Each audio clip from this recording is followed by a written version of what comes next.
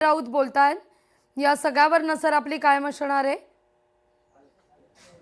काय म्हणतात राऊत साहेब, महापालिका निवडणुकांमध्ये बिनविरोध उमेदवार जे निवडून आले आहेत, मनसेनं काल पत्रकार परिषदेत शिवसेनेचेही नेते होते. ठाण्यामध्ये कशा पद्धतीने उमेदवारांना उपमुख्यमंत्र्यांच्या बंगल्यावर पोलिसांकर्मी नेलं जात आहे हा व्हिडिओ त्यांनी रिलीज केला. प्लस मनसे या प्रकरणी न्यायालयातही जात आहे. ठाण्यामधलं जे चित्र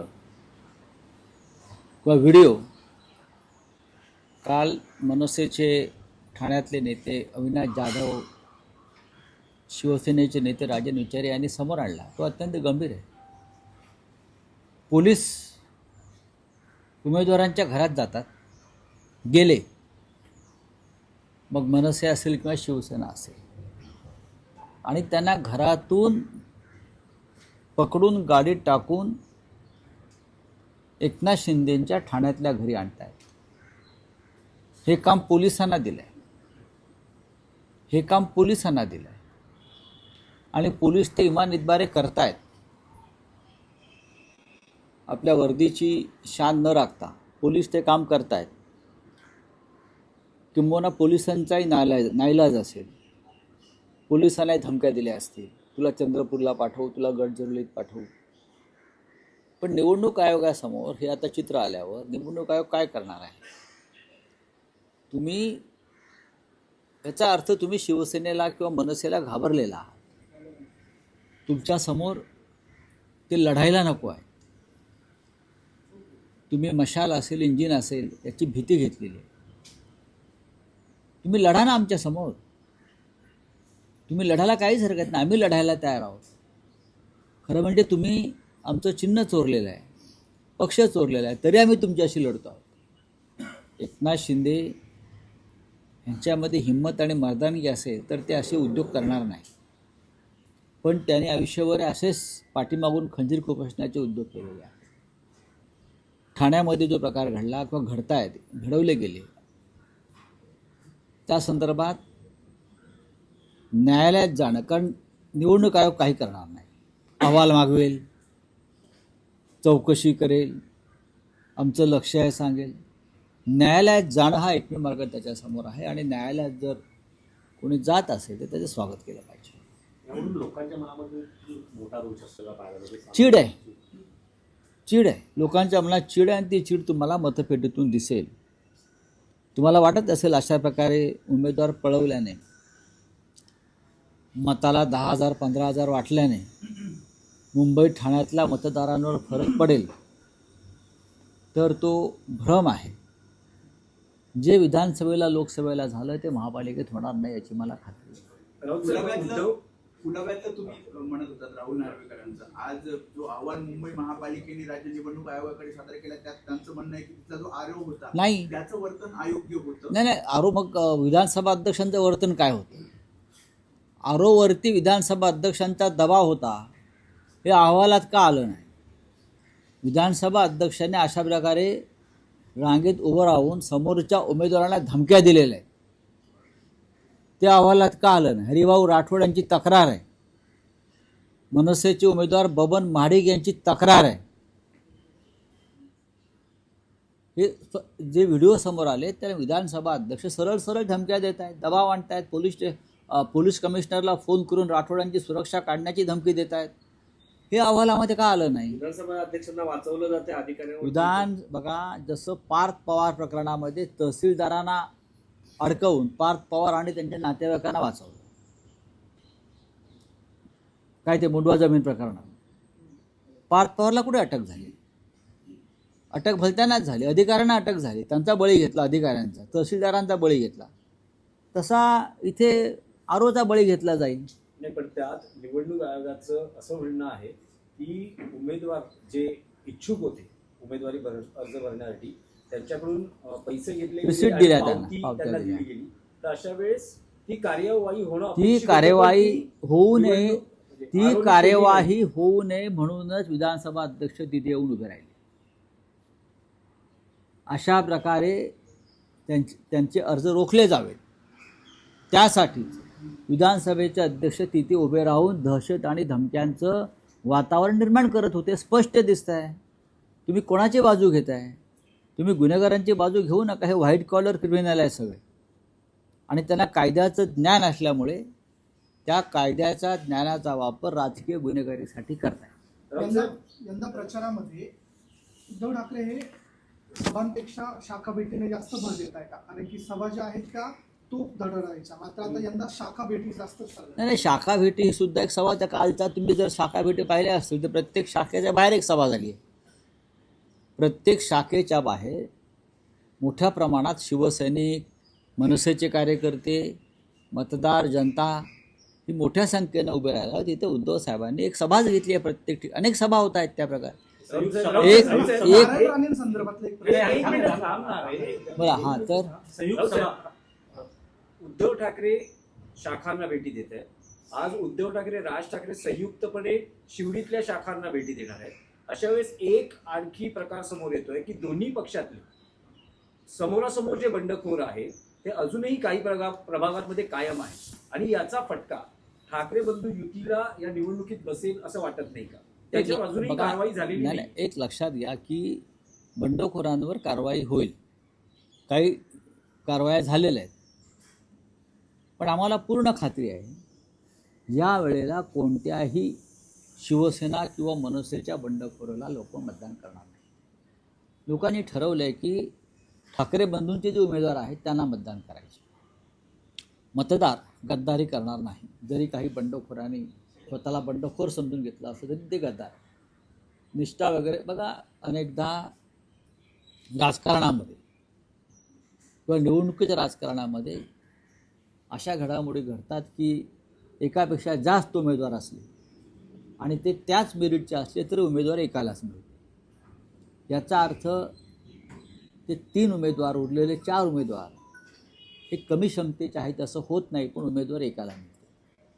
तसं झालं आहे. पण तुम्ही अशा वेळेला पक्षाबरोबर राहणं या संकट काळात याआधी राहिलेला आहात, तुम्ही राहायला पाहिजे. नाही, पण राऊत साहेब, या आधीचा अनुभव असा आहे बंडखोर त्यांची उमेदवारी कायम ठेवतात आणि काही प्रभागांमध्ये बंडखोर निवडून येतात.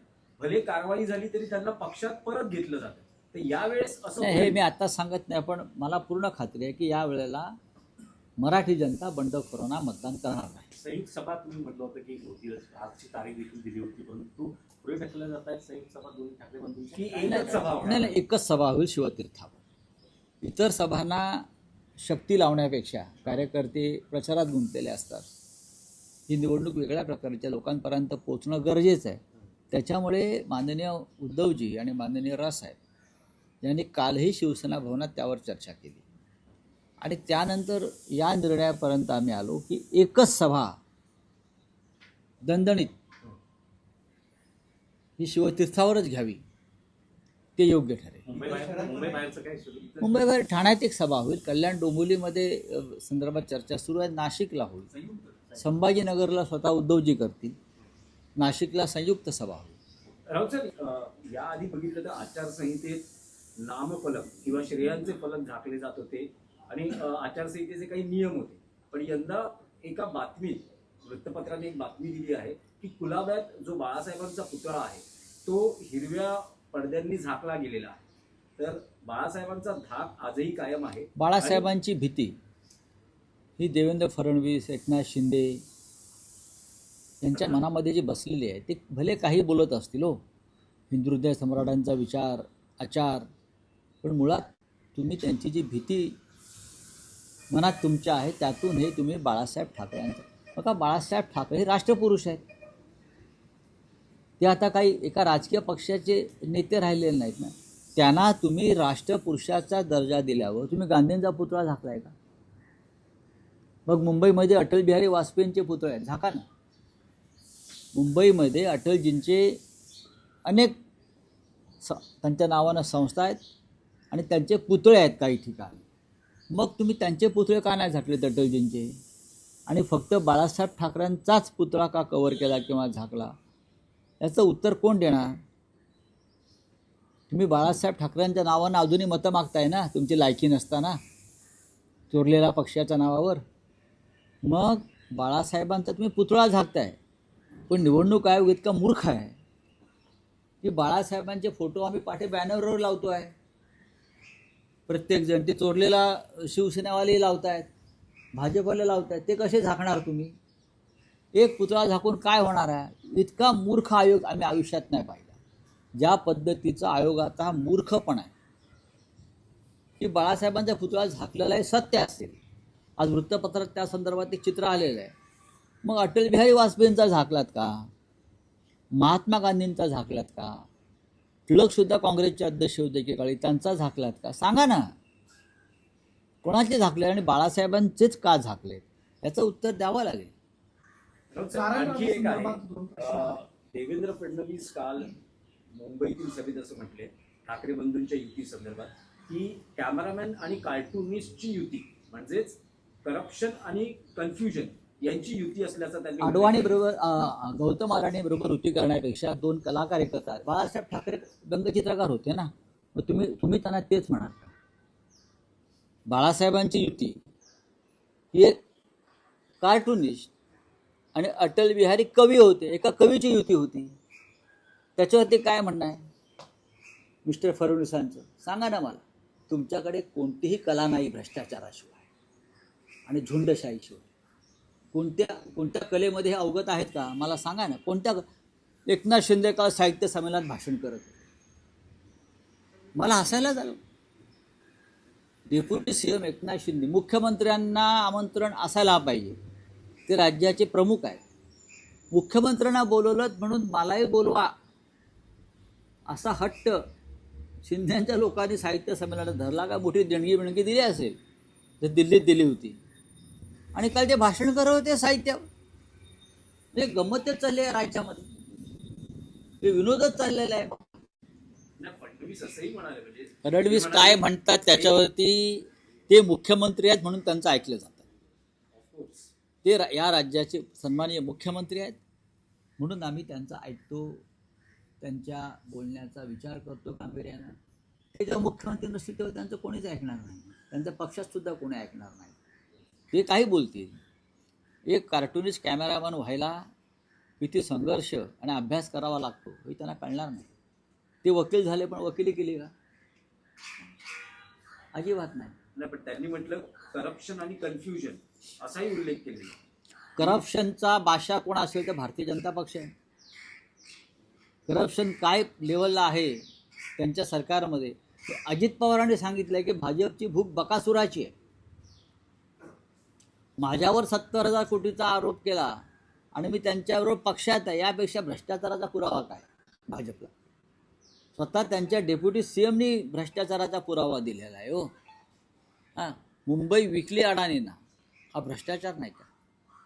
हा भ्रष्टाचार नाही. अख्खा देश अडाणीच्या घशात घातला, हा भ्रष्टाचार नाही. काय सांगतात मिस्टर देवेंद्र फडणवीस? मुख्यमंत्री आहात, मुख्यमंत्र्यासारखं वागा आणि बोला.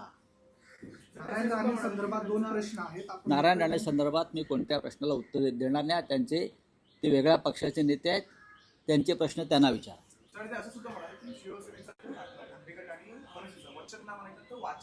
असेल ना वाचननामा, आमची वाचन संस्कृती आहे ना, आम्ही सुशिक्षित लोक आहोत. तुमच्या पक्षातल्या लोकांना लिहिता वाचता येत नाही आणि साहित्य संमेलनात जाऊन भाषणं करताय, काय सांगताय तुम्ही? आहे ना, काय ते बोलतील ते आहे. पण तुम्ही वचननामा आमचा वाचलाय, किती ताकदीचा आहे तो फडणवीसांनी, म्हणून त्यांना बोलावं लागतं.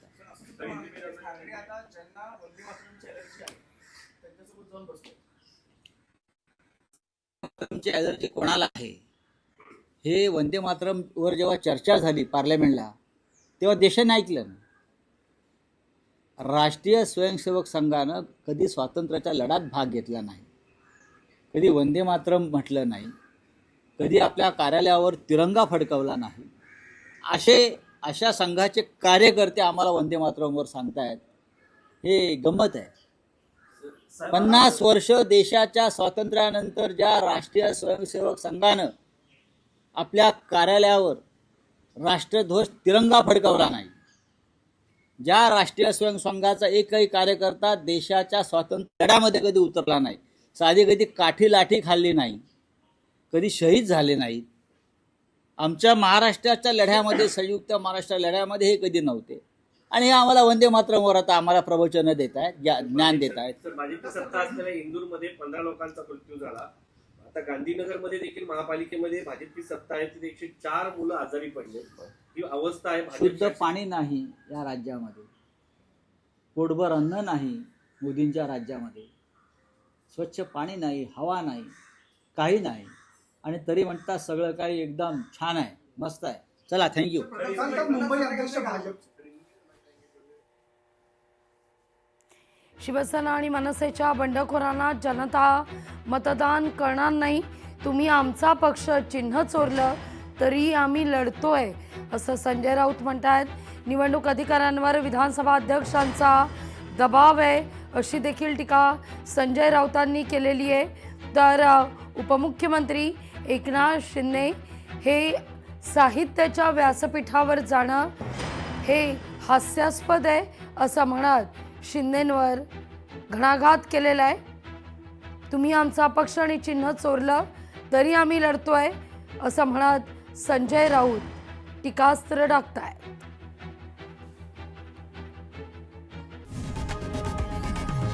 लोकशाही मराठी ऐका, पहा, जागरूक रहा.